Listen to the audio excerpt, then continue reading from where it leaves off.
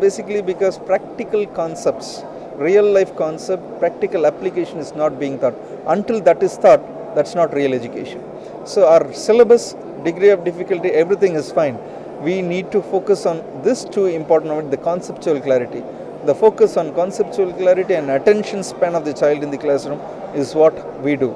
Forget about multimedia, projector, content, all investments. If it doesn't increase the retention of attention span of the child, or if it doesn't augment the conceptual clarity, all investments and the efforts that is put is going to be a colossal failure.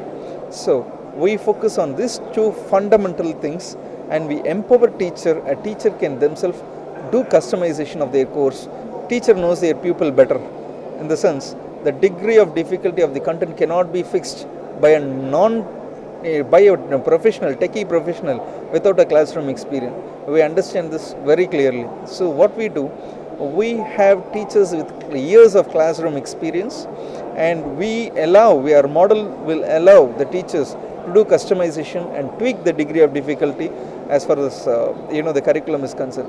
If you typically look at a classroom is a mix of three kind of learners. What are they? Some student can learn by hearing, auditory learners we call. Some students will learn by visualizing, looking at it. We call them as visual learners. And another person is kinesthetic learners, right? They learn by doing things practically. So any classroom is a finer mix of these three kind of target group of students, and the teacher should identify and give them the solution accordingly. If you typically look at the mass teaching pattern currently in our schools, it will be extreme burden for every teacher to identify every learner and their learning style. So e-learning is the only solution.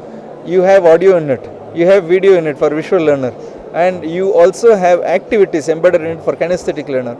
So we package this e-learning as a solution, right, which will help in broad overall. And if you typically look at the learning cycle, as I said earlier, right, classroom taking classes is done.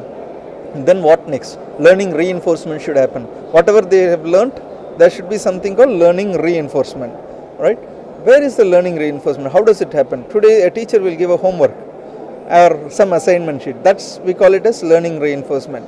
And that has to be corrected, and by the time the student gets a feedback for their learning reinforcement, it's take time. And then learning measurement. How do you do learning measurement? By in terms of midterm, quarterly, monthly, half yearly, or ad hoc test.